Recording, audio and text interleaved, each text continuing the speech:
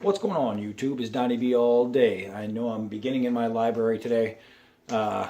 It's raining outside. I'm going to take this out and test it with you. I just figured I'd do the intro inside. Forgive me that it's a little bit dim, but we'll head outside in a minute. I just want to go over what we're doing today. The Becker BK-7. BK-7 because the blade is 7 inches. If you couldn't figure that one out, then maybe you should be reviewing pineapples. One thing I don't like right off the bat is this. I mean, if I had a couple of them, I could make a really cool Moroccan band, but I don't and I won't.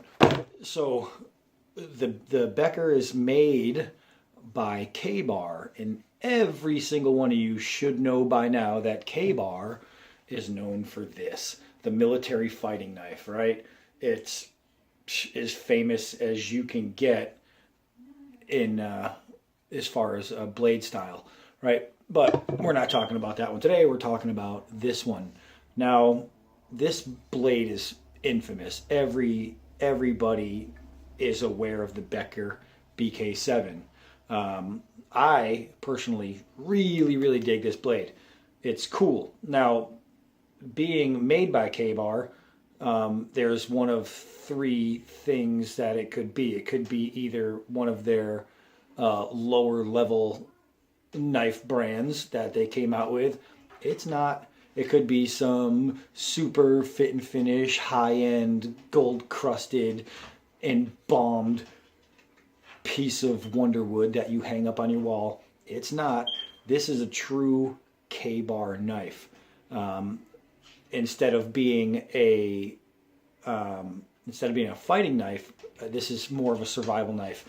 However, I mean, you can use it for whatever you want. I mean, it can make a shoehorn, really. It's really cool. There's a reason that it's as popular as it is. There's a couple things, however, that I'm not too keen on with this blade. First, there's no choil. And probably that's why they give you this raised area of jimping, because you can't get really in there. So this helps with grip for doing feather sticking and carving. Of course, with me, I would prefer side grip when there's no choil. Taking out the need for this camel hump right here, which I guess if you're holding it like this isn't so bad. I just prefer to have the spine flat. That's just my preference. Doesn't change anything from the greatness of this knife. What does change from the greatness is the plastic scales. These things are really slick, and that's the reason you're going to see a lot of guys doing the tape wraps or the tennis racket tape, things like that. People buy a lot of aftermarket grips for these as well. You can get scales that are awesome from all over the place, but I'm not reviewing aftermarket scales. I'm reviewing the Becker BK-7. So that said, even with the slickness of the grip, this little finger guard right here, this little finger catch, does a good enough job of keeping your hand from sliding up and catching blade when you're stabbing and things like that, which is good. One of the cool things is on this pommel here, this piece of steel that sticks out is dead flat. That's great, especially if you're hammering like tent spikes, things like that. Because, I mean, if you're camping in your backyard because your mom won't let you go to the real woods, it's important to be able to knock those in. The construction of the scales, or the way they're held in, is pretty simple. You just have an Allen head, little screw and nut, and you slip it right in there and you tighten it up, and it works pretty well. There's nothing bad I can say about how they build the construction. I just wish this wasn't a slippery plastic. Now, the blade itself, the thickness equates to a K-Bar fighting knife, and if you know the knife, which you probably should, then you'll be able to tell automatically how thick it is. I have no problems with the thickness of the spine. My concern is the thickness of the tip. It is really thin, which leaves me to question prying. So today I'm probably not going to do a whole lot of prying with this. because my goal is not to break the knife. It's for telling you what is good for the knife. So we're not going to go out there and say, hey, let's see if Donnie B can smash this thing. No, we're going to see exactly what you could use this for. And there's a lot of uses, like if you needed to take out the trash, one little piece of paper at a time, you can carve it up pretty well and save space in your trash barrel. That's handy because, these poor trash guys are out there hauling away these big giant pieces of paper, and I think we could all do them a favor by making it a little bit smaller. So what we're going to do is we're going to go outside in the rain with a slick handle, and we're going to see just what this thing is really, really good for besides making smaller trash. All right, since my first preferred stop is always at the pallet, we're going to start with the pallet. What I'm going to do is I'm going to give you a different angle. Instead of holding on to the camera and whacking away at the pallet, what I'll do is I'll just set the camera up, whack at it so you can see it coming from the other direction, because that really matters. All right, so what we're going to do is take a few whacks. Now, this thing is by all means and measures a more than fair chopper. This thing is a chopping master. When I okay the grip, give the old okay grip, hello, you swing that thing and let the head of the blade come around. It hits with so much force, and this edge does such a good job of being an edge that wood does not stand a chance against this blade. It's a pretty medieval chopper. This thing will tear something up. If you want to really spend some time whacking into wood, it wouldn't take you long to get all the way through and on to the next challenge. So speaking of on to the next challenge, what do you say we go ahead and do that?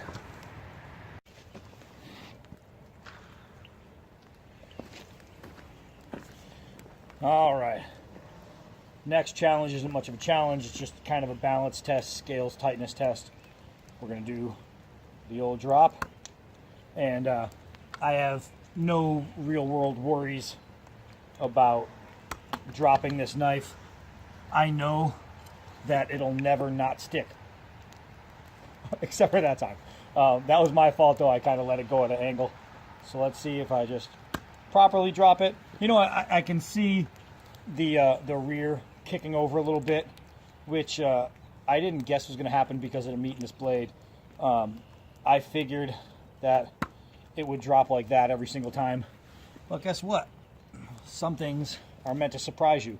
So normally what I would do is I would spend some time prying, and I'll pry a little bit here, but I'm not going to go crazy with it. Just because of the thinness of the tip. I don't want to break it. I want to use this thing for what it's worth. And when you're a knife guy, you love your knives. You don't just tear them up for the sake of showing people what it takes to tear them up. So that being said, this is a little piece of wood I've been mauling through.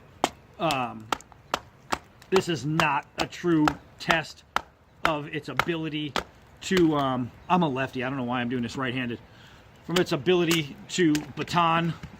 I just wanted to show you that even with batoning this edge, I'm going to get a little close and personal with you guys. I'm not asking you on a date here.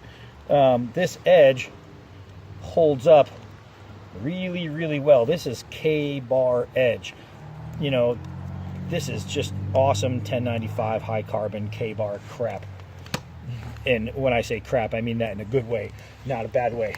So I'm gonna take you out to the woods and maybe chop down a couple of little 1-inchers. All right, here we are. I hope you're comfortable. This thing, I didn't do too much performing with it, but the performing that I did do, it does really well. And this isn't the first time I've taken this knife out. I don't know if you can see.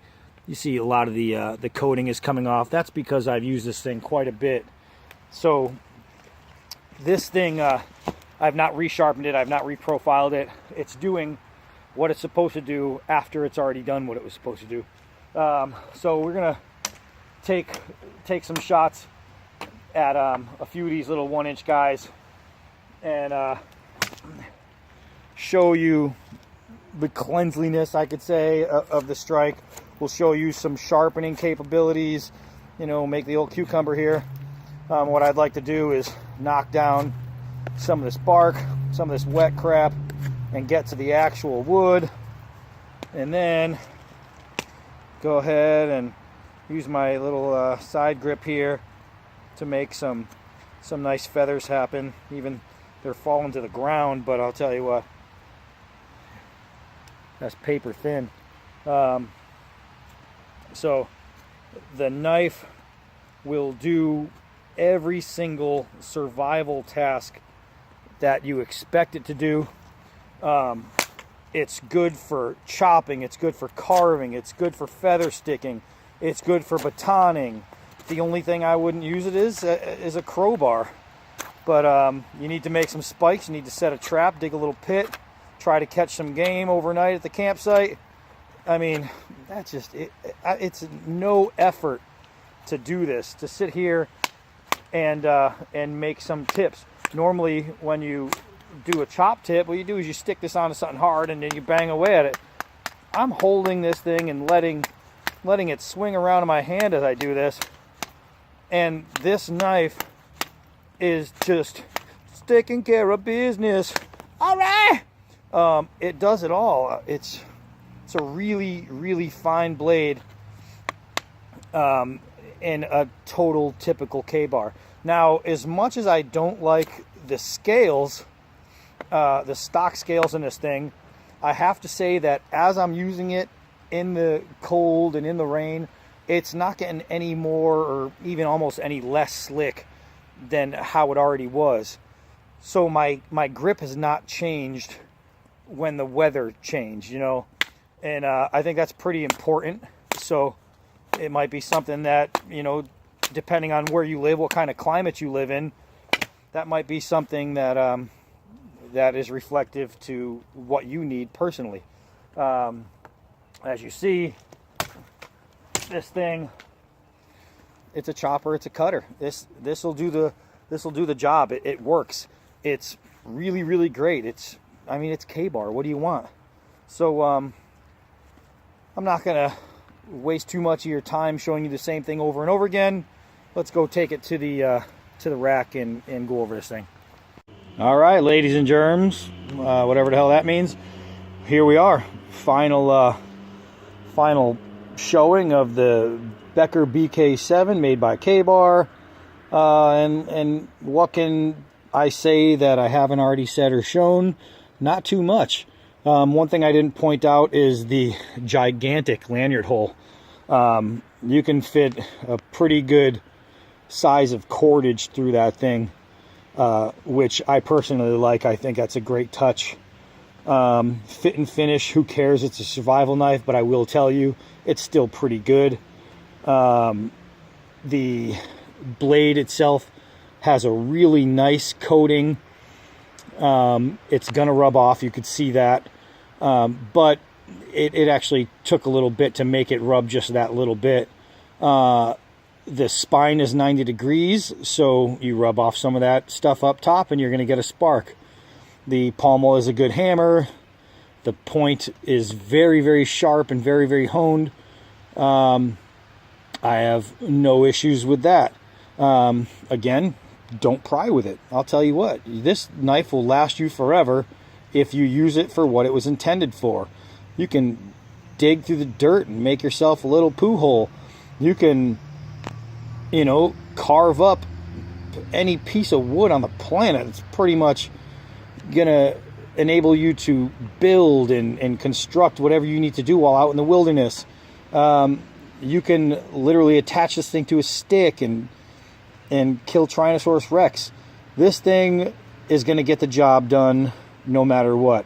It's a great piece. It's worth the money, and I gotta say the money is not bad. It's like 140 retail, somewhere in there.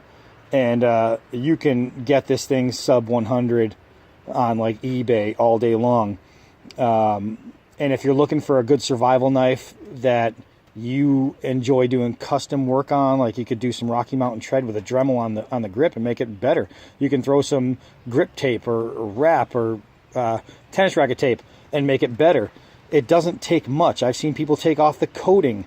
I don't know why, but maybe they just like it better that way. But I have to say, it's not difficult to make this great knife perfect. So if you're looking for, I mean, under $100, I call that budget. If you're looking for a great budget survival knife, which comes with a name that you know and trust, then the BK-7 is something you should probably add to your collection. So, that said, I am Donnie B all day, and until next knife.